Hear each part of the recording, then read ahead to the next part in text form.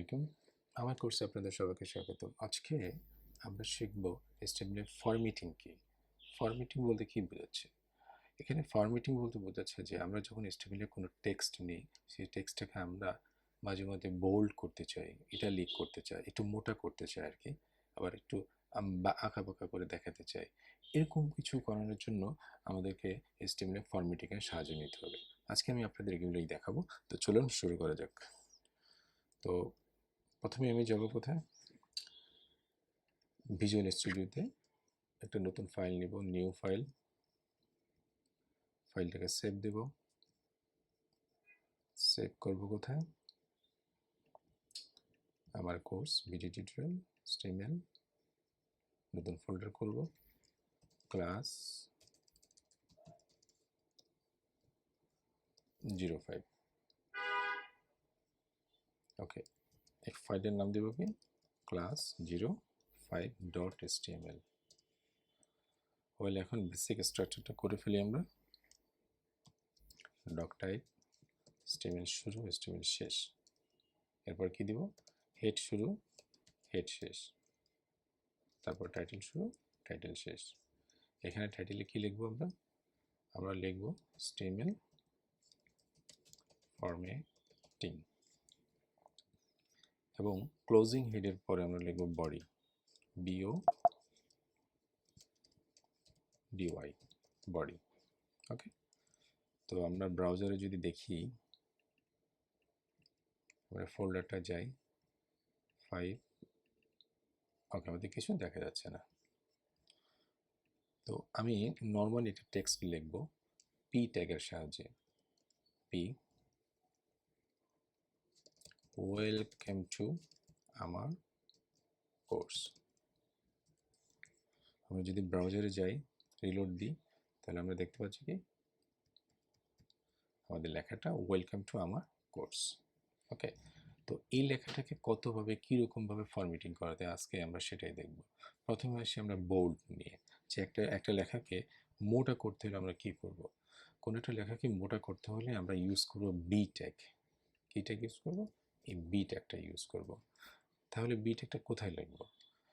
আমরা যেহেতু বলছি যে আমরা কোনো একটা লেখাকে বোল্ড করব, তো কোনো একটা লেখা বলতে কি, আমরা যদি বলি যে আমি এই পুরো লেখাটাকে বোল্ড করব, তাহলে আমরা লিখব কি? পি এর ভিতরে। কেন ভিতরে লিখব? কারণ আমরা অলরেডি তো একটা ট্যাগের সাহায্যে এই সেন্টেন্সটা লিখেছি, রাইট? অলরেডি লেখা হয়ে গেছে, কিন্তু যখন আরও একটা আসবে তখন তো নেস্টেড হয়ে যাবে, মানে একটার ভিতরে আরও একটা যাবে। সেক্ষেত্রে আমরা ইউজ করব বি, এখানে ভিতরে ইউজ করব। তাহলে কীভাবে করব? ভিতরে বি, এই পি ট্যাগের পরে বি লিখব। বি শুরু করলাম, এখানে শেষ হয়ে গেছে, আমরা এটা কেটে দিচ্ছি। আমরা শেষ করবো এই জায়গাটা বি, বুঝে গেল? এখানে বি শুরু করলাম, বি শেষ করলাম। আমাদের আগে কি ছিল? আমাদের আগে ছিল পি, পি শেষ। এই পি দুইটার মাঝখানে ছিল ওয়েলকাম টু আমার কোর্স। এই ওয়েলকাম টু আমার কোর্সকে আমরা আবার র্যাপ করছি কি দিয়ে? বি ট্যাগ দিয়ে। বুঝে গেল? ওয়েল, এখন আমরা যদি ব্রাউজারে যাই, রিলোড দিই, এই দেখেন লেখাটা কিন্তু বোল্ড হয়ে গেছে। আমরা যদি আরেকটু ক্লিয়ারভাবে বুঝাই, এই লেখাটাকে কপি করি, পেস্ট করি, এখানে বোল্ড ইউজ করব না।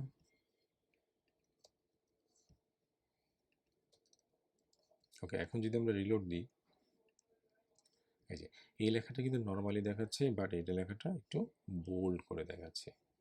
এটাই হচ্ছে বি ট্যাগের কাজ। এই বোল্ডটা আপনারা কিন্তু অন্যভাবে করা যায়।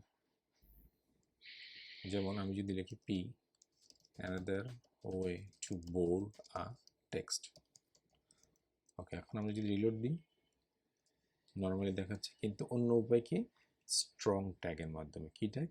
স্ট্রং, STRONG, স্ট্রং ট্যাগের মাধ্যমে আমরা বোল্ড করতে পারবো। তাহলে কি করলাম? শুরু করলাম, কোন পর্যন্ত বোল্ড করবো? এই পর্যন্ত, এখানে ক্লোজ করে দেব। ক্লিয়ার? এখন আমরা রিলোড দিই পেজটাকে, এই যে another way to bold text. বুঝে গেল? ওকে, এখন আমরা আরেকটা শিখবো, সেটা হচ্ছে কিভাবে আমরা লেখাটাকে বাঁকা করে দেখাবো, মানে ইটালিক করে দেখাবো। তার আগে আমি এখানে একটু বোঝার সুবিধার্থে HR দিয়ে আসি, মানে হরিজন্টাল লাইন। এই যে হরিজন্টাল লাইন। ওকে, এখন আমি একটা লেখা লিখি, I পি ট্যাগের ভিতরে লিখবো I M A italic text.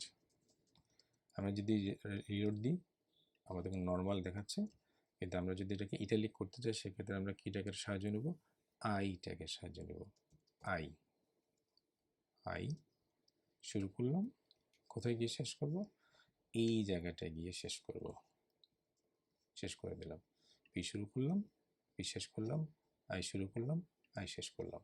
আমরা যদি রিলোড দিই তাহলে আমরা দেখতে পাবো যে আমাদের লেখাটা ইটালিক হয়ে গিয়েছে। এখন আমরা যদি চাই এই লেখাটাকে বোল্ড করব তাহলে আপনি তাও পারবেন।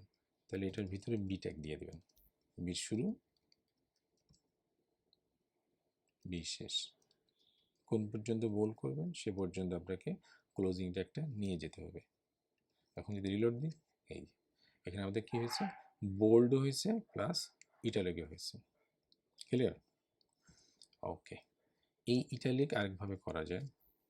আমরা যদি পি ট্যাগ নিই, another way to italic our text, যদি লিখি এই লেখাটা, রিলোড দিই, নর্মাল ওয়েতে দেখাচ্ছে।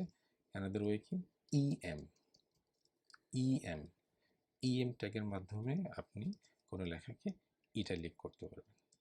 রিলোড দিই, এই যে তাও হয়েছে। দুইটাই একই কাজ করবে, বোঝা গেল?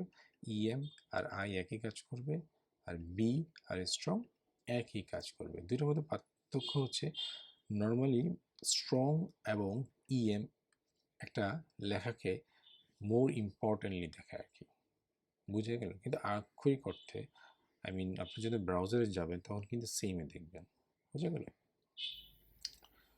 ওকে, আমরা আরও ফরম্যাটিং শিখবো আজকে। সেটা হলো আমরা যদি অন্য কোনো টেক্সট লিখি, ফর এক্সাম্পল লরেম, বেশি বড় হয়ে গেছে, আমরা কী করবো? একটু ছোটো করে নিই, এই পর্যন্ত নিলাম লরেম। ব্রাউজারে যাই, দেখা যাচ্ছে আমরা একটু এইচআর দিয়ে আসি যাতে করে হরিজন্টাল লাইনটা দেখা যায়। এই যে এইচআর দিয়ে আসলাম। ওকে,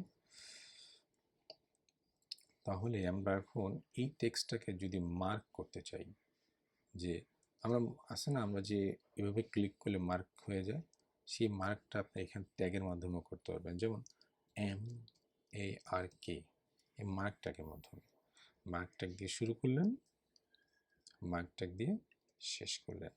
এখন যদি আমরা রিলোড দিই তাহলে কি দেখা যাচ্ছে? এই লেখাটা মার্ক হয়ে গেছে। কি কালারের মার্ক হয়ে গেছে? হলুদ কালারের। আমরা যদি ইন্সপেক্ট করি তাহলে আমরা দেখব MARK মার্কের ব্রাউজারের ডিফল্ট ব্যাকগ্রাউন্ড কালার হচ্ছে ইয়েলো। দ্যাটস ওয়াই এই ইয়েলো কালারের ব্যাকগ্রাউন্ড দিয়ে মার্ক হয়ে গেছে। ক্লিয়ার? আপনি চাইলে এটাকে চেঞ্জ করতে পারবেন। ফর এক্সাম্পল আমরা যদি এখানে ইন্টারনাল স্টাইল শিট লিখি, যেমন MARK মার্ক, তার কালার হবে বি, ব্যাকগ্রাউন্ড কালার হবে কি স্কাই ব্লু দিলাম। এখন যদি আমরা রিলোড দিই, এই যে আমাদের মার্ক ট্যাগের কালারটা চেঞ্জ হয়ে গেছে। আগে ছিল কি? আগে ছিল ব্রাউজারের ডিফল্ট ইয়েলো, এখন হয়েছে কি স্কাই ব্লু। ক্লিয়ার? ওকে, তো মার্ক বুঝে গেলে, তো মার্কের কাজ হচ্ছে কোনো একটা লেখাকে মার্ক করে রাখা। এরপরে আমরা যদি আরও লিখি, আরও দেখি, এছাড়া আমরা যদি লিখি, আপনি এখানে পি ট্যাগ না লিখলেও চলবে, মার্ক করে ফেললেও হবে। এখন আমি যদি লিখি যে কোনো একটা লেখাকে স্মল ভাবে লিখবো, মানে ছোট করে দেখাবো, তাহলে I am a small text. এই লেখাটাকে যদি আমরা ব্রাউজারে দেখি তাহলে আমরা দেখব কি এভাবে দেখাচ্ছে। সবগুলো ফন্টের সাইজ দেখেন, সবগুলো ফন্টের সাইজ কিন্তু একই, সাইজ কিন্তু একই। এখন আমি যদি এটাকে ছোট করে দেখাতে চাই সেক্ষেত্রে কি লিখবো? স্মল ট্যাগের সাহায্য নিতে হবে, SMALL। স্মল ট্যাগ শুরু করলাম, শেষ করবো কোথায়? এই জায়গায় গিয়ে শেষ করব, কারণ আমি চাই এই পর্যন্ত ছোট হবে। আপনি যদি চান যে আপনার এই পর্যন্ত ছোট হবে না, আপনার ছোট হবে শুধু এই পর্যন্ত, তাহলে এখানে নিয়ে নেবেন। এই যে ক্লোজিং ট্যাগটা আমরা ভুল করছি, এখানে আমাদের এটা কেটে দিয়ে আমাদের এখানে দিতে হবে। এই যে এখন যদি রিলোড দেন, এই যে এই পর্যন্ত লেখাগুলোকে ছোট করে দেখাচ্ছে, বাট এই পর্যন্ত লেখাগুলোকে বড় করে দেখাচ্ছে। বুঝে গেল? ওকে, স্মল ট্যাগের কাজ হলো কোনো একটা লেখাকে ছোট করে দেখানো। এরপরে আমরা আরো কিছু দেখব যে কিভাবে একটা লেখার উপরে আন্ডারলাইন করা যায়। যেমন পি লিখলাম, আন্ডার, ওভারলাইন বলি, ওভারলাইন, এটা লেখা লিখলাম ওভারলাইন। এখন আপনি যদি ডিইএল ব্যবহার করেন, ডিইএল, ডেল, শুরু করলাম শেষ করলাম, তাহলে আমরা রিলোড দিলাম। এই যে উপরে একটা লেখার উপরে যদি আপনারা কোনো ওভারলাইন ড্র করতে চান, সেক্ষেত্রে আপনারা কি ইউজ করবেন? সেক্ষেত্রে আমরা ইউজ করব কি ডিইএল, ডেল, ডিইএল, ডেল। এছাড়া আরও ফরম্যাটিংয়ের ট্যাগ আছে, সেগুলো হলো, যদি আমরা বলি ইনসার্ট, এবং এই ট্যাগের ভিতরে যদি আমরা লিখি আইএনএস, ইনসার্ট, শুরু করলাম এবং শেষ করলাম, রিলোড দিই, তাহলে কি দেখাচ্ছে? আন্ডারলাইন দেখাচ্ছে। তার মানে বোঝা গেল কি, কোনো একটা লেখার নিচে যদি আমরা কোনো এরকম আন্ডারলাইন লেখাতে চাই ইনসার্ট আকারে, তাহলে আইএনএস ট্যাগটা ব্যবহার করব। বুঝে গেল? INS tag. আজকে লাস্ট দুইটা ট্যাগ শিখবো আরও, সেটা হলো সাব এবং সাব, এসইউবি, এসইউপি। এসইউবি এর মানে হচ্ছে কি, এসইউবি মানে হচ্ছে সাবস্ক্রিপ্ট স্ক্রিপ্ট।